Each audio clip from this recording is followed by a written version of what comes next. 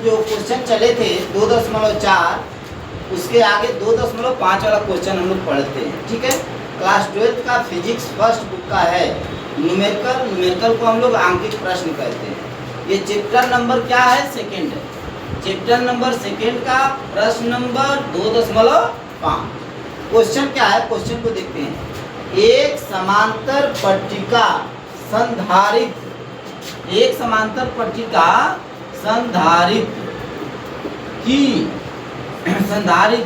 जिसकी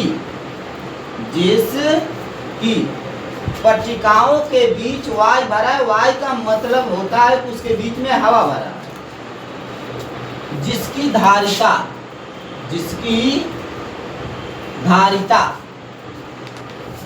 HPF है। जिसकी धारिता HPF है। यहाँ पर ब्रैकेट में दिया है 1 PF = 10⁻12 F, यानी कि धारिता का मात्रक फैरेड होता है। धारिता का मात्रक वास्तविक मूल मात्रक फैरेड होता है। ये दिया है पिको फैरेड, यानी पिको फैरेड को फैरेड में चेंज करेंगे, यानी कि 1 पिको फैरेड बराबर 10⁻12 फैरेड होता है। यही इसके कहने का मतलब है। यदि पट्टिकाओं के बीच की दूरी को आधा कर दिया जाए, जहाँ पर निर्वात भरा था वहाँ पर अब हम क्या कर दे रहे हैं? आधा करते हैं, दूरी को आधा करते हैं। दोनों पट्टिका का मतलब ये है इस समय इसमें निर्वात भरा हुआ है, वायु भरा है। अब इन दोनों के बीच की दूरी को आधा कर देते हैं, यानी कम कर दिया। और इसके बीच में मैंने क्या परावैद्युतांक के भरने का प्रयास कर रहा हूँ। तो जब परावैद्युतांक के भर रहे हैं तो उसी के धारिता का मान मांग रहा है। आधा कर दिया जाए और उसके बीच के स्थान में 6 परावैद्युतांक 6 क्या है? 6 बराबर के कह देंगे तो कोई अंतर नहीं, यानी के बराबर 6 या 6 बराबर के। परावैद्युतांक का एक पदार्थ भर दिया जाए तो इसकी धारिता क्या होगी? ये क्वेश्चन था। आते हल बहुत आसान होता है, सिंपल होता है, सबसे सिंपल होता है। पट्टिकाओं के बीच वायु वाले समांतर पट्टिका से संधारित्र की धारिता, जब वायु भरेंगे तो उसकी संधारित्र की धारिता C0 होगी। और C0 दिया हुआ है 8PF, और 8PF को फैरेड में मैंने चेंज कर दिया। अब ये भी बताए थे कि 1 PF बराबर 10⁻12 फैरेड होता है। माना कि प्रत्येक पट्टिका का क्षेत्रफल A होगा, क्षेत्रफल को A से लेते हैं, तथा बीच की दूरी D है। एक सूत्र आप लोग थ्योरी में पढ़े होंगे, यदि नहीं पढ़े होंगे तो थ्योरी पढ़ाएंगे तो आप लोग को समझ में बात आ जाएगी। थ्योरी का भी हम लोग क्लास चलाएंगे।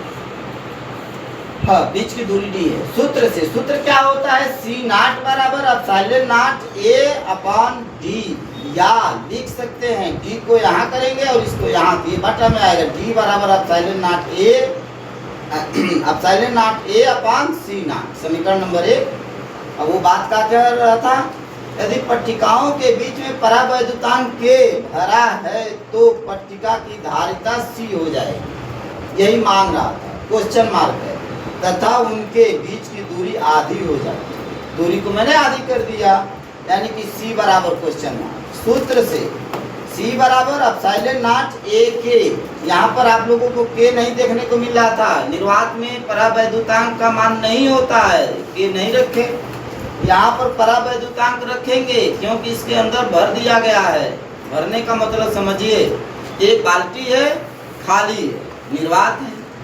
बाल्टी को दोनों तरफ से बंद कर देंगे, परावैद्युतांक होगा, वही परावैद्युतांक K का मान दिया हुआ है C, इसलिए मैंने K रखा।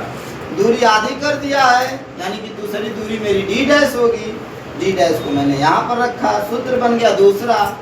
मैंने K बराबर 6 तथा D' बराबर D/2 क्वेश्चन में कह चुका है कि दूरी को आधी कर दिया जाए। आधी कर दिए हम लोग तो सूत्र चेंज हो जाएगा। C बराबर ε0A/D' की जगह पर D/2, 2 चला गया ऊपर जाना इतना आसान नहीं है। ऊपर जाना इतना आसान नहीं है, ये सूत्र से जाएगा। सूत्र क्या है? एक सूत्र मिलेगा A का होल बटा B/C, इसी पर ये जा रहा है, ये हो जाएगा AC/B। तो ये कह रहा है एप्सिलॉन नॉट ए के होल बटा मैंने बड़ा बटा, होल बटा मैंने बड़ा बटा, डी बाई टू चला गया ऊपर, 2 एप्सिलॉन नॉट ए के अपॉन डी। अब यहाँ से डी का मान निकाल लेंगे। डी का मान क्यों निकालें? दोनों ओर से तुलना करना है हमको। डी पूछा नहीं है तो उसकी तुलना करके उसको कबाड़े में डाल।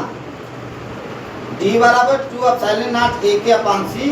अब यहाँ पर एक मैं हिंदी, जब यच लिखूंगा तो हिंदी, हिंदुस्तान में हिंदी किसी को नहीं है, झूठ बोलते हैं। हिंदी क्या है मेरी? अब जरा सा देखिए, हिंदी समझने की कोशिश करिए। यहाँ पर बच्चे को एक ही बात नहीं समझ में आती है कि 1 का तुलना 3 से करें कि 3 का तुलना 1 से करें।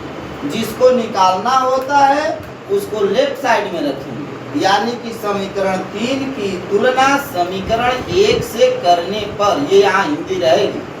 समीकरण 1 की तुलना समीकरण 3 की तुलना समीकरण 1 से करने पर, यानी कि डी और डी जब कट गया तो डी का राइट हैंड साइड, समीकरण 3 का राइट हैंड साइड पहले लिख दिया हमने। अब समीकरण 1 का राइट हैंड साइड मैंने बाद में लिख दिया, यानी बराबर के दूसरे तरफ हो गया। एप्सिलॉन नॉट ए के एप्सिलॉन नॉट ए कट गया, के नहीं कटा, 2/c बराबर 1/c ना। जब किसी में किसी से भाग देंगे, यानी किसी में उसी से भाग देंगे, किसी से नहीं, किसी में उसी से भाग देंगे तो उसकी वैल्यू 1 होगी। यहाँ पर 1 मेरा खड़ा था, 2k/c 1/c नॉट तिर्यक गुणा, जिसे cross multiplication we get of the C, यानी कि धारिता का मान हमको निकालना था। धारिता मेरी सी आ गई, C naught into 2k। C naught की वैल्यू मेरी कहीं मिली थी, कहाँ मिली थी सी नॉट की वैल्यू? देखिए यहाँ पर है, सी नॉट की वैल्यू मेरी ये है। यदि ये रख देंगे तो 100% सही था, ये रखे हैं तो 110% सही है। आते हैं 110% सही करने के लिए। सी नॉट 8 गुणे 10 के पावर माइनस 12 एफ हो गया, फैरेड रखा, 2 गुणे 6 मैंने परावर्तन के का मान हो गया, 6 दूना 12, 12/6 96, 96 गुणे 10 के पावर माइनस 12 फैरेड। ये तो बुक वाला उत्तर दिया है, आप लोग बुक में मिलाएंगे तो ये उत्तर नहीं दिया। थोड़ा सा आगे बढ़ लीजिए, बढ़ने का मन कर रहा है तो बढ़िए। हम बता रहे हैं कि 1 × 10⁻⁻12 एफ बराबर 1 pf होगा। तो 1 में गुणा करेंगे 96 का, 96 pf हो गया। यहाँ भी उत्तर ये दिया है बुक वाला, PhD है, MSc है, पता नहीं क्या क्या, ये गलत है। सरासर बुक का उत्तर गलत है, बुक का सरासर उत्तर गलत है। ये उत्तर यहीं से बनेगा बाबू, कहाँ से? यहाँ से। ये उत्तर इसका होगा क्या? देखिए 96/10 गुणे 10 के पावर माइनस 12 एफ भाग दे देंगे 9.6 गुणे 10 के पावर